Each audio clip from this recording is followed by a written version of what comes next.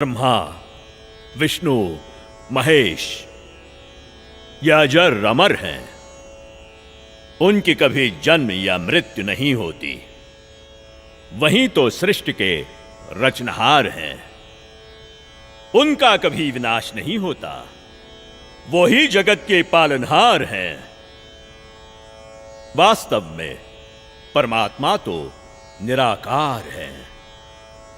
यदि आप अपने जीवन में सुख प्राप्ति चाहते हो तो एकादशी का व्रत कीजिए, श्राद्ध निकालिए। जो श्रद्धालु लोग इस जन्म में दुख भोगते हैं वो उनके पिछले जन्मों के कर्मों का फल है, और पिछले जन्मों के कर्म फल को भगवानों को भी भोगना पड़ता है। तो फिर आम जीव की क्या औकात है?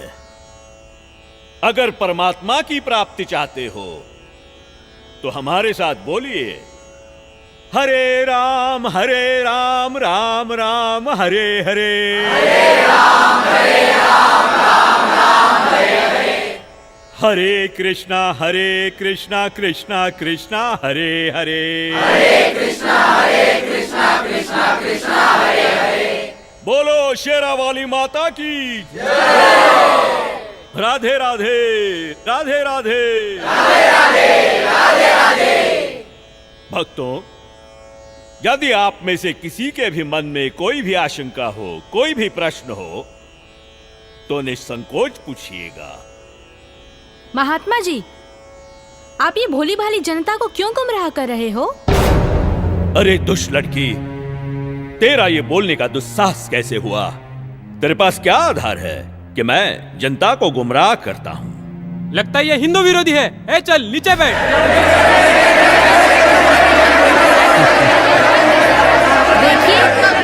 देखिए, हमारी इसी सोच की वजह से इन धर्मगुरुओं ने हमें गलत दिशा प्रदान की है।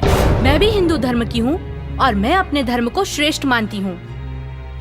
दरअसल पाखंड केवल हिंदू धर्म में ही नहीं बल्कि मुस्लिम धर्म तथा अन्य धर्मों पर भी चरम सीमा पर है। लेकिन ये हिंदू धर्म की आड़ में नकली संत अपना मनमाना आचरण करके शास्त्रों के विरुद्ध ज्ञान दे रहे हैं, और यही कारण है कि भक्ति करने वाले भक्त को वो लाभ नहीं मिले जो मीराबाई को मिला है, ध्रुव प्रहलाद को मिला है, नानक जी को मिला है। मैं किसी का विरोध नहीं कर रही। मैंने खुद अपने शास्त्रों को पढ़ा है और मेरे मन में भी कुछ प्रश्न हैं। लेकिन दुर्भाग्यवश हमारे समाज में अपने धर्म को, अपने शास्त्रों को, अपने परमात्मा को जानने की कोशिश करता है तो उसे आप जैसे भोले श्रद्धालु धर्म विरोधी समझने लगते हैं। पर आज मैं जो आप सभी को सच्चाई बताने जा रही हूँ, जो शायद आपने पहले कभी नहीं सुनी होगी।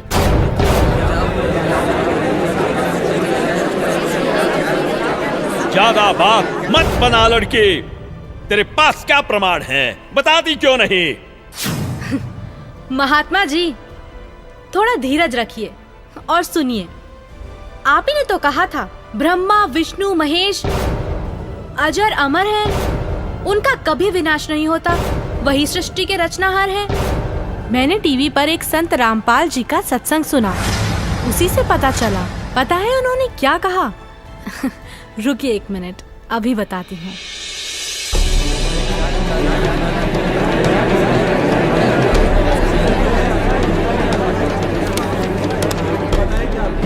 श्रीमद् देवी भागवत पुराण, जिसके तीसरा स्कंद अध्याय 5 पृष्ठ 123 पर लिखा है कि मैं विष्णु, ब्रह्मा तथा शंकर तुम्हारी कृपा से विद्यमान हैं। हमारा तो आविर्भाव, जन्म तथा तिरोभाव मृत्यु होती है।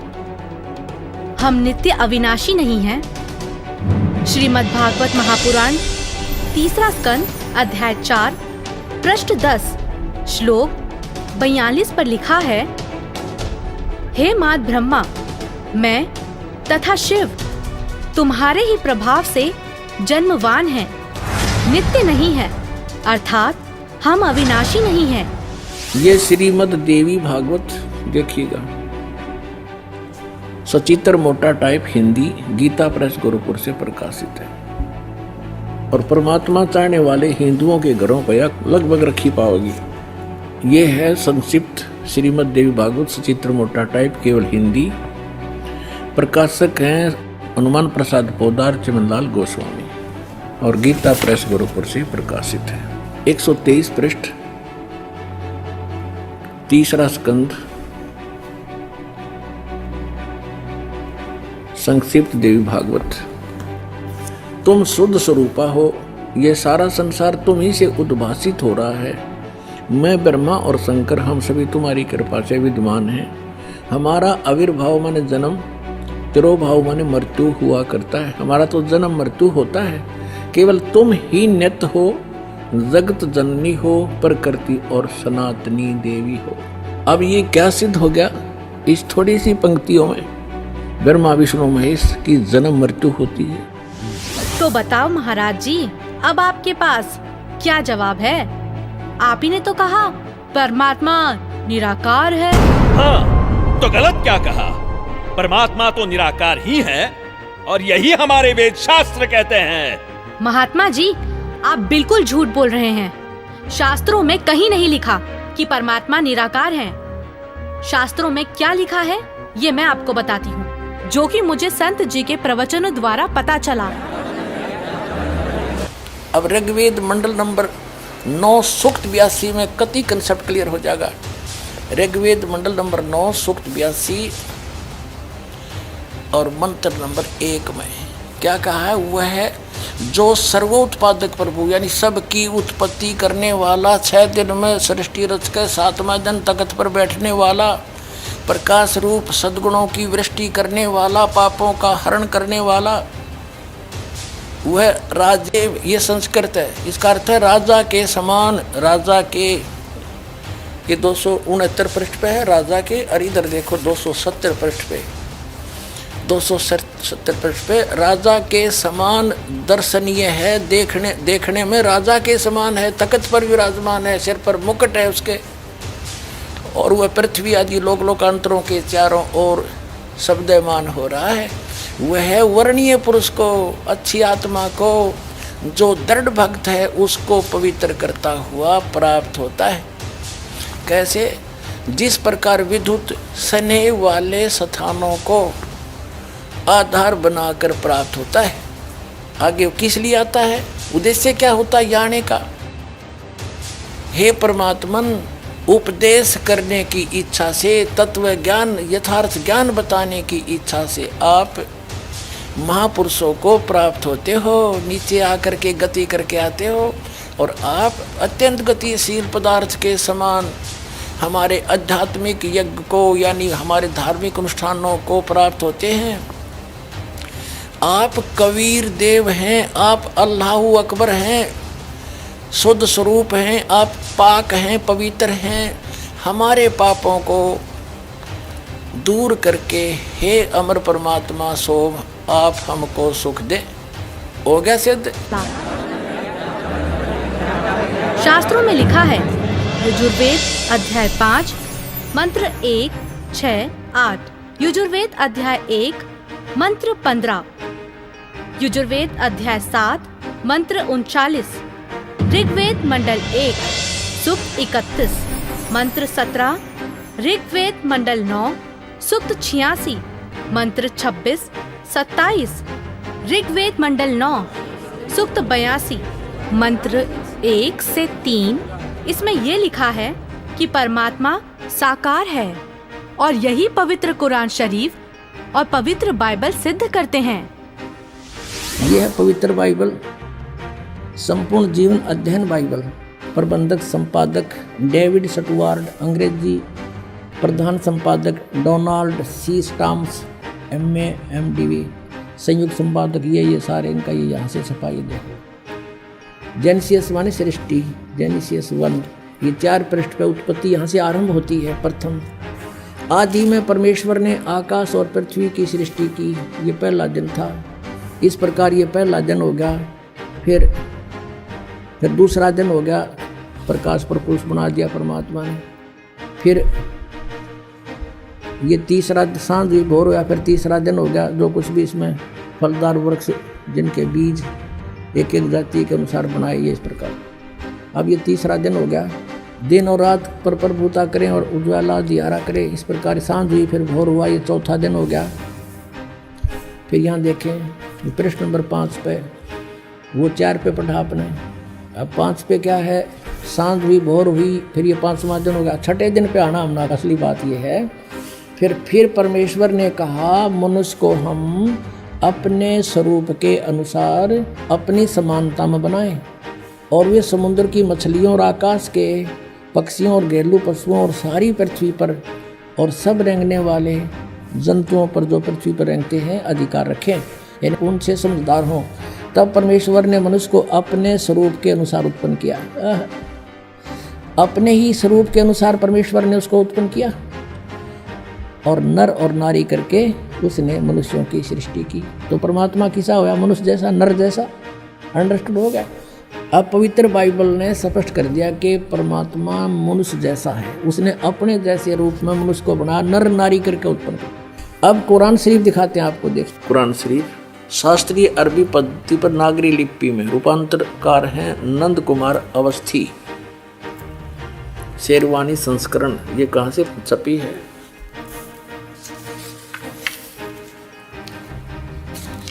ये वही लिखा कि वो इस्लामी किताब है, इसमें कोई संदेह की गुंजाइश नहीं है।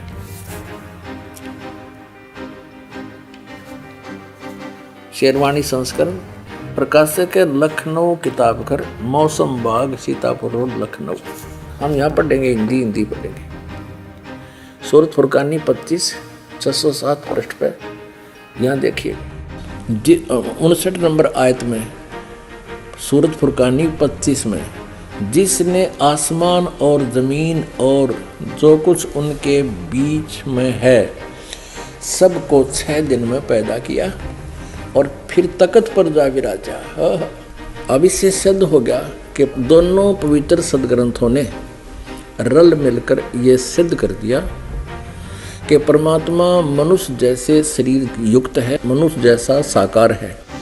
महात्मा जी, आपने ये भी झूठ कहा है कि श्राद्ध निकालने, व्रत करने से सुख और मुक्ति मिलती है, जबकि संत जी के प्रवचनों से सुना है कि गीता अध्याय 9 के श्लोक 25 में कहा है, पितरों को पूजने वाले पितरों को प्राप्त होते हैं, भूतों को पूजने वाले, पिंड दान करने वाले भूतों को प्राप्त होते हैं, अर्थात भूत बन जाते हैं।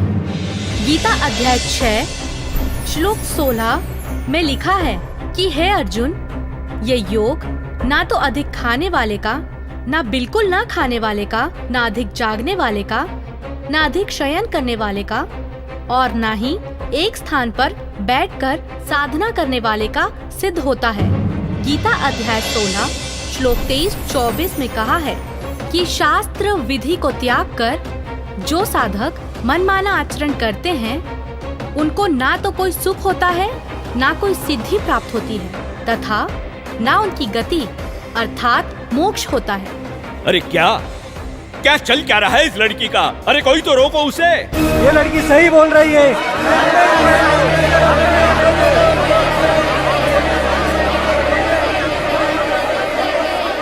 और हद तो तब हो गई बाबा जी, जब आपने कहा परमात्मा पाप नहीं काटते, कर्म का भोग तो भोगना ही पड़ता है, चाहे कितनी ही भक्ति कर लो। सब झूठ है, सब।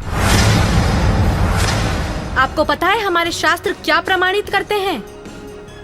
मैं बताती हूँ, जो कि मुझे संत जी के प्रवचनों द्वारा पता चला है। ऋग्वेद मंडल 10 सूक्त 161 मंत्र 2, 5 सूक्त 162 मंत्र 5, सूक्त 163 मंत्र 1 से 3 में लिखा है कि परमात्मा जो चाहे वो कर सकता है, प्रत्येक प्रकार के रोग कष्ट को नष्ट कर सकता है, और यदि कोई मृत्यु के भी निकट पहुंच जाता है तो उसे 100 वर्ष की आयु प्रदान कर सकते हैं। अब देखिए वेद इसको प्रमाणित करेंगे कि परमात्मा घोर पाप का विनाश कर देता है। ये देखिए, ये महर्षि दानव सरस्वती द्वारा ही इसका अनुवाद है।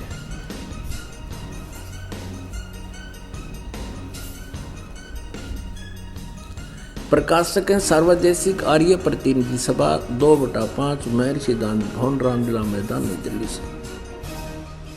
यजुर्वेद आर्य भाषा भाष्य संपूर्ण 40 अध्याय महर्षि दानंद सरस्वती कृत यानी दानंद जी के द्वारा इनका अनुवाद है। मुद्रक है Prince offset printers 1510 Pataudi house Daryaganj नई दिल्ली से। अब देखिएगा यजुर्वेद के 8वें अध्याय का 13वां मंत्र स्पष्ट करेगा। ये 8वां अध्याय और 241 पृष्ठ पे 8वें अध्याय का 13वां श्लोक। इसमें क्या लिखा है कि देव कर्तस्य एनस्य अवजनमसि, मनुष्य कर्तस्य एनस्य अवजनमसि, पितृ कर्तस्य एनस्य अवजनमसि, आत्म कर्तस्य एनस्य अवजनमसि। एनस्य घोर एनस्य माने अपराध के अपराध यानी घोर पाप के भी। अब आपको इसका यहाँ दिखाते हैं 242 पृष्ठ पर इन्हीं का अनुवाद किया हुआ। ये 242 पृष्ठ पे। हे सबके उपकार करने वाले मित्र आप। अब यहाँ इसने मित्र शब्द प्रयोग कर दिया, यहाँ परमेश्वर ना लिखा, क्योंकि इसको पता था वेदों को पढ़ने वाला मुझ पर पूरा विश्वास करेगा, और मैंने यहाँ लिख दिया मित्र, तो वो ये समझेगा कि मित्र के बारे में लिखा है, भगवान के बारे में नहीं, इसलिए इसको पढ़ पढ़ा कर आगे चल पड़ेगा। आप दान देने वाले के अपराध के अवजनम, एनस्य माने अपराध के, अवजनम माने विनाश करने वाले, असी माने हो। मनुष्य कर्तस्य साधारण मनुष्यों के किए हुए, एनस्य माने अपराध के, अवजनम माने विनाश करने वाले हो। पितृ कर्तव्य से पिता के किए हुए, एनस्य माने अपराध, ये अपराध ही लिखना चाहिए था, विरोधासन लिखा है। अच्छी प्रकार हरने वाले हो, नाश करने वाले हो। अपने किए हुए, एनस्य माने पाप के, एनस्य कहो, एनस्य का अर्थ पाप कहो, एनस्य माने अपराध कहो, एनस्य माने अपराध या पाप एक ही अर्थ होता है। एनस्य माने पाप के दूर करने वाले, अवजनम माने नाश करने वाले, अवजनम विनाश करने वाले हो, अवजनम माने विनाश करने वाले हो। एनस्य एनस्य अधर्म के अधर्म यानी घोर पाप के भी, अवजनम माने नाश करने वाले हो। अब जानता हुआ मैं जो कुछ भी अधर्म आचरण किया करता हूँ या करूँ, अनजान में जो कुछ भी किया करता हूँ वह करूँ, उस सब एनस्य माने अपराध के, पाप के, दुष्ट आचरण के नहीं, पाप के आप अवजन माने नाश करने वाले हो। और महात्मा जी, आपको तो ये भी नहीं पता पूर्ण परमात्मा कौन है। अच्छा लड़की, तो तुम ही बताओ कौन है पूर्ण परमात्मा? पूर्ण परमात्मा, पूर्ण परमात्मा वो है जिसने सृष्टि की रचना की है। उस परमेश्वर का नाम है कबीर। मैं आपको प्रमाणित करती हूँ, जो कि मुझे संत जी के प्रवचनों द्वारा पता चला है। प्रमाण 1, पवित्र यजुर्वेद अध्याय 29 मंत्र 25। जिस समय भक्त समाज को शास्त्र विधि त्याग कर मनमाना आचरण कराया जा रहा होता है, उस समय कबीर देव तत्व ज्ञान को प्रकट करता है। प्रमाण 2, पवित्र सामवेद संख्या 359 अध्याय नंबर 4 के खंड नंबर 25 का श्लोक नंबर 8, जो कबीर देव तत्व ज्ञान लेकर संसार में आता है, वह सर्वशक्तिमान है तथा काल के कर्म रूपी किले को तोड़ने वाला है, सर्व सुखदाता है तथा सर्व के पूजा करने योग्य है। अथर्ववेद कांड नंबर 4 अनुवाक नंबर 1 मंत्र नंबर 7। मुस्लिम धर्म के पवित्र शास्त्र कुरान शरीफ सूरत फुरकानी 25 आयत 52 से 59 में लिखा है कि कबीर परमात्मा ने 6 दिन में सृष्टि की रचना की तथा 7वें दिन तख्त पर जा विराजा, जिससे परमात्मा साकार सिद्ध होता है। राग तिलंग महला 1 पंजाबी गुरु ग्रंथ साहिब पृष्ठ नंबर 721। बाइबल में भी लिखा है, सृष्टि की रचना परमात्मा ने की, जिनका नाम है कबीर।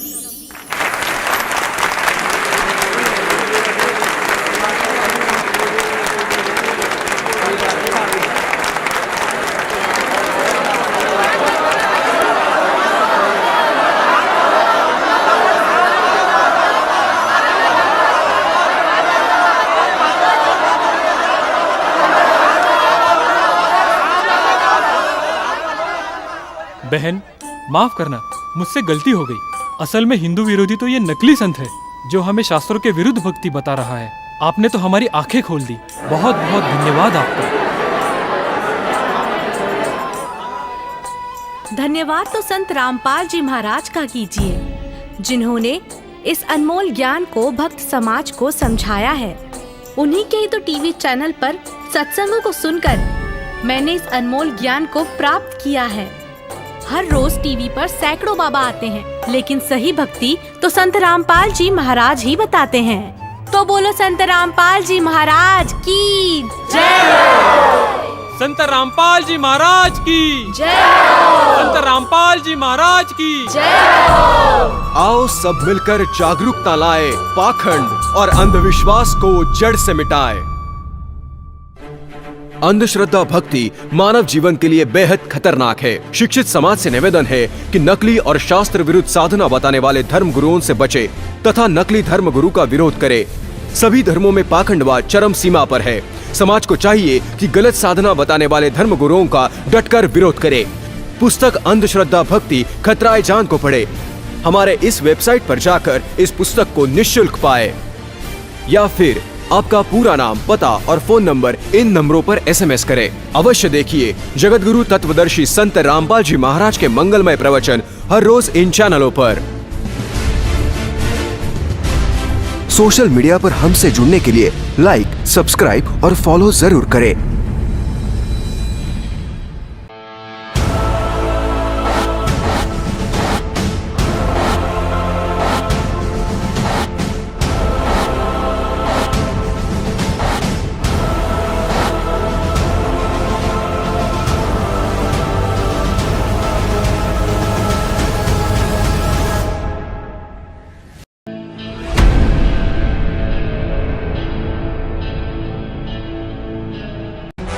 भारत के सभी राजनेताओं, स्वामियों, धर्मगुरुओं और शंकराचार्यों को मुसलमान धर्म के प्रवक्ता डॉक्टर जाकिर नायक की खुली चुनौती।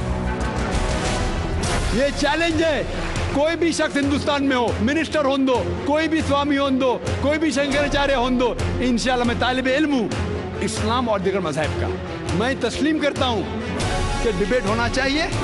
मैं उनसे डिस्कशन करता हूँ, अगर मुझे गलत साबित करो मैं बदलने को तैयार हूँ। ये मुसलमान की जबान है, हम जब जबान देते हैं उसका पालन करते हैं। संत रामपाल जी महाराज ने स्वीकार की मुस्लिम धर्म प्रवक्ता डॉक्टर जाकिर नायक की चुनौती। मुस्लिम धर्म प्रवक्ता डॉक्टर जाकिर नायक हैं सादर आमंत्रित, जब चाहे कर सकते हैं संत रामपाल जी महाराज के साथ ज्ञान चर्चा। डॉक्टर जाकिर नायक के इस चैलेंज को स्वीकार करता हूँ, लेकिन अपने उस वायदे को याद रखना जिसमें कहा है कि जो मुझे झूठा सिद्ध कर देगा, गलत सिद्ध कर देगा, मैं अपने आप को बदल लूँगा। चैलेंज, आपको 10 पॉइंटों पर झूठा कर दूंगा सिद्ध, और कभी भी आकर के वो अध्यात्मिक ज्ञान चर्चा कर